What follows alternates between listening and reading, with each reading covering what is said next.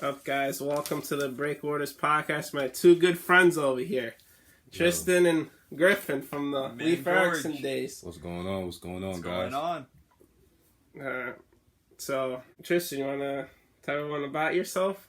All right. Well, my name is Tristan. From Brooklyn, New York. Played a little bit of basketball, played a little bit of football, did everything. Yeah, that's it. Griffin? Name's Griffin Shelley. Also from Brooklyn, New York. I've known George for over 10 years, and we go to the same college together right now. Yeah, that's awesome. I knew for George 10 years too. Went to the same middle school. Didn't go to the same high school or college, but still cool. Yeah. Let's start with a little baseball.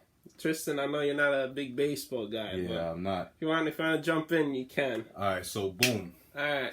Let's talk about the Corey Kluber no-hitter. I feel like that was a great game. He just had to walk to Charlie Culberson. It would have been a perfect game. What did you think about it, Griffin? Corey Kluber, he's really becoming his star that he was on the Indians. He's really coming into that mold as the Yankees. On the Yankees. He's looking like a 2018 Corey Kluber. He looks like... That's what the Yankees need. Of course. Need some picture. He looks like my main man, James Pasturis. If you're listening, James, he looks just like you. Ground ball to Kluber Torres, and that'll do it. A no-hitter for Corey Kluber on a Wednesday night in Texas. Kluber becomes part of forever.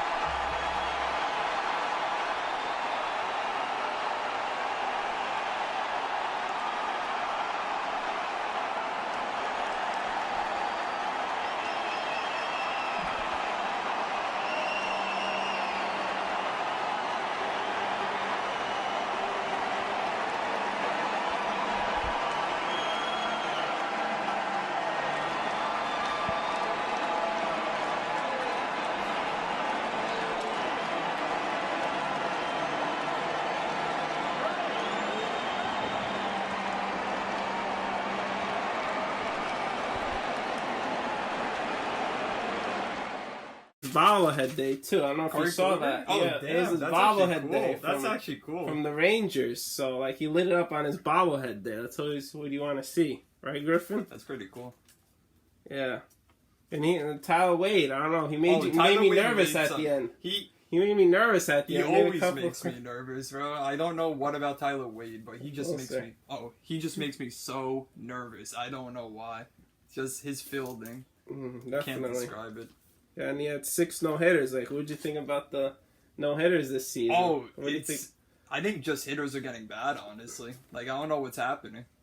Yeah, so the last no-hitter was David Cohn, was 1999. That was his perfect game against the Expos. The Expos not even a team anymore. Nationals. And the first Yankee Road no-hitter since 1923. Damn, bro. That's some history. Crazy, man. Some great history. Almost 100 years. Yeah. So Tristan, let's go to your sport, basketball. Yes, sir. What did you think of the playing tournament? It was interesting to say the least. There's a lot of good teams, especially out west. The West is very, very tough. And I think the playing tournament is almost like a second chance for teams to, that's pretty much a playoff team, but they had injuries, and they now with COVID, they had to deal with that. So now that the playing tournament is now a thing, it gives those 9th to 10th teams a chance to redeem themselves and make it worth that they are playoff worthy. I mean, I would agree with Tristan, but it's honestly the players' opinions of it. I see they mostly dislike it, right? Yeah, especially LeBron. I don't know if you guys saw that. LeBron's like, I don't play in this playing tournament. It's LeBron. He doesn't need to be in a play-in tournament. Yeah, he's partying. He's partying with. He's partying with Justin Bieber. And you gotta take COVID seriously. You not even get a suspension. It's LeBron James. Come on, they're not gonna suspend the moneymaker. All right. So what was the big playing tournament game that you guys like? Ooh, it just happened yesterday. The Warriors and Grizzlies. Yeah. That game was fire. I like the Warriors and Lakers too. Yeah. Definitely was a good game. Steph deserves to be in the playoffs with his performance. Steph is amazing. Yeah, so you guys, Steph Curry was going crazy in the Laker game. He had 15 points, 5 for 11 field goals, 3 for 6 3-point first quarter, and wow. And I said LeBron hated the playing game. Whoever came up with that should be fired. I wrote that as a quote. Yeah, they're 1-7 to start the game, combined for 11 points, 3 for 13 in the first half. James and Davis, and LeBron, like he makes plays at the end. Great players make plays, and I remember when, I don't know if you saw that, Tristan, he poked Draymond poked him in the eye and then just hit a fire under him. Flagrant. It's all Draymond. Yeah, but that definitely was a good call. Then he hit it at the Staples Center logo. I was like, yo, LeBron could shoot that? Like, yeah, LeBron. That's crazy. LeBron. This is the thing with LeBron. Triple. He started triple. This is the thing with LeBron. LeBron always has been a decent shooter, but you know, in his early years, like, you know, a lot of teams like left him open and let him drive to the paint, which he still was, you know, dominant in. But yeah, LeBron. I feel LeBron's always been able to shoot. I think he's probably one of the best shooters, but he's capable of being one of the best shooters. He is very capable of being one of the best shooters. Yeah, of course. So, what do you think of so you said the Grizzlies game, tied on to that. John Morant's is one of the young stars in the game. I think he really showed up in that. Yeah, really. And he's like our age, right? I think he's our age. Yeah, he's our age. And he's over here just going ham. Like, I don't know how to describe it. I think John Morant has a very bright future. He could be a top point guard in the game. I can see an MVP in the future. Honestly, right now among today's point guards, he's definitely top 5. Definitely. I think John Morant's gonna be a top 5 point guard in the game someday. He definitely will. I can see it. All right, what about the Celtics Wizards game? Jason Tatum, 50 points. That was a big game. He wanted it. He wanted them in the playoffs. Jason Tatum is just one of the greatest young players right now. And honestly, if he got some help, I think the Celtics will go somewhere in the future. Yeah.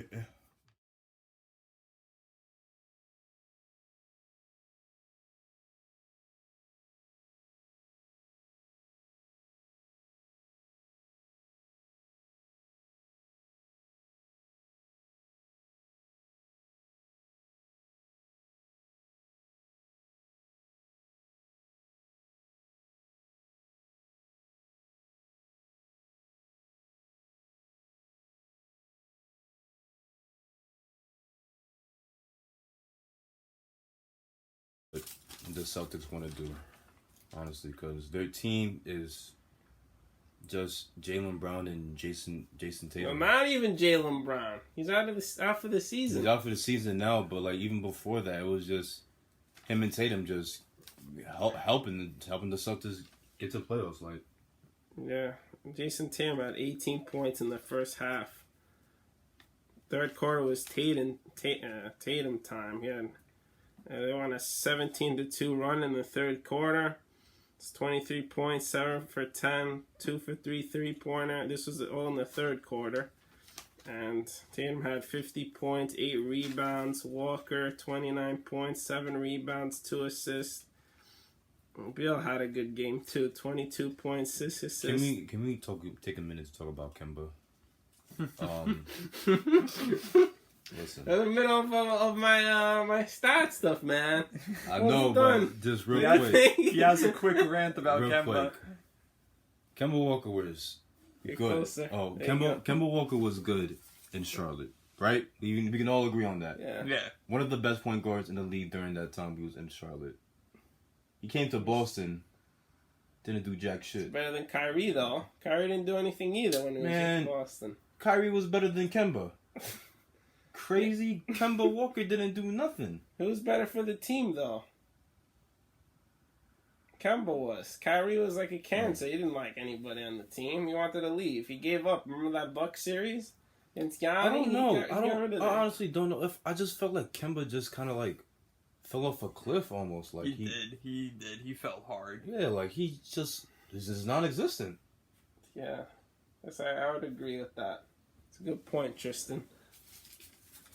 I think if the Celtics don't make it past the first round this year, which they probably won't, I say blow up the team, keep Tatum, keep Jalen. Get picks. Get picks. They already have like enough second round picks to go around the get world, picks. bro. Try to get Damian Lillard.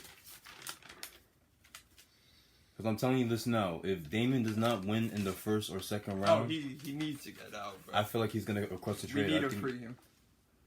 I feel like he's gonna be out of here. I think the team that might want to make that move is the Boston Celtics. They have the picks. Yes. They have the contract to match, aka Kemba Walker. Yeah. To make it work. I agree, man. What do you think about the Wizards making that 8th seed? I think they could be a real threat. Sixers going maybe 6 games. I see 6 games definitely.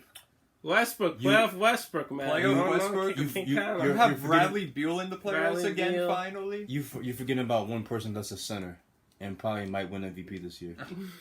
Joel Embiid. Who on the Wizards right now can stop Joel? No one. Who on the Wizards currently can stop Ben Simmons? Westbrook. He just doesn't need to let him shoot. Just leave him open at 3. Westbrook. No. No. Tobias Harris is going to be the X factor of this series. I think Tobias Harris is definitely going to be one of the better players in this series because I feel like there's going to be so much pressure to guard Embiid, and then you got to worry about Simmons at the perimeter, making plays, making offensive, moves for the team. And then you're going to have Tobias who's going to be spotting up, driving to the rim, getting those cuts to the basket, and making those smart plays. And I feel like that's going to be the real factor for the Sixers to win the series. Definitely, man. I agree. Yeah. When you think about the Pacers versus Hornets, I feel like LaMelo is non-existent. That game. It happens. It's his rookie year. I wouldn't expect him to. This is rookie year. I'm not. Wouldn't expect him to I wouldn't expect him to be like the fucking LeBron. X factor in the game. I mean, let's be real. LaMelo had an incredible rookie season, getting triple doubles, getting double doubles, almost leading that Hornets team to the playoffs. Come on now, what more do you want? Yeah, I feel like in that game to Doug McDermott.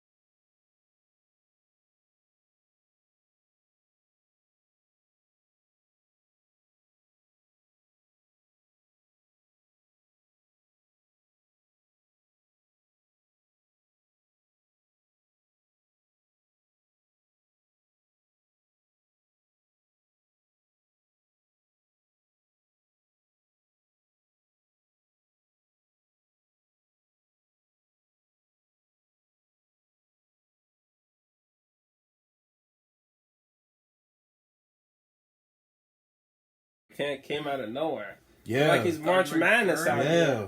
21 points, 3 rebounds, 2 assists, man. He was like he was on fire. Crazy. It's crazy. Good shooter. He had 14 points in the first 5 minutes. Damn. Really? That's crazy. Wow. The Hornets were really a non-factor, and then, like I said, LaMelo really didn't do anything. But like you guys said, first year with the rookie LaMelo, there's nothing you can do about it. Yeah, I say, if they draft well this offseason, I don't think they never draft well. The Hornets. LaMelo was like the one good thing. And Kemba. Well, if they do well in the draft, if they get it, I don't know if they have their draft pick, but if they do have a draft pick and they do make a good move, I feel like they'll definitely be a playoff team next year. Definitely. Yeah, I agree. Lastly, we're talking about the Spurs-Grizzlies game. I feel like Greg Popovich is washed up. He's got to retire. Get out of here. Don't disrespect the GOAT Pop like that. He's got 3 more. You know, I think he's just going to die coaching one day. Yeah. He's never going to be fired. He's going to die coaching. Yeah, you're hearing from Lewis. That's bro. Talking about he was spitting facts, like, honestly. He's going to die. He's not going to get fired by the Spurs. They're not going to do that. I think the Grizzlies were just too young and too fast for them. Definitely. I think Memphis is gonna be one of the better teams in the league. So I remember that said and done. In the second quarter they were like 20-3-1 for the Spurs. DeRozan he took charge, but the Grizzlies made a run. They pulled through. Free my man DeRozan. He doesn't want to be there. Yeah, it's better in Toronto. I feel like, I don't know if I saw this, but Valanciunas had like 23 rebounds. Oh, let's go, really? Man. Yeah, 23 points, 23 rebounds. I have here. He always caused me problems in 2K my career, dude. I could never beat him. And Ryan had great points too. 20 points, 6 rebounds, 6 assists. Dylan Brooks too, I feel like came out of nowhere. 24 points. Dylan Brooks is 7 nice. rebounds. Dylan Brooks is definitely nice. Good shooter for them. Yeah. Alright, this has been our episode. See you on the splash.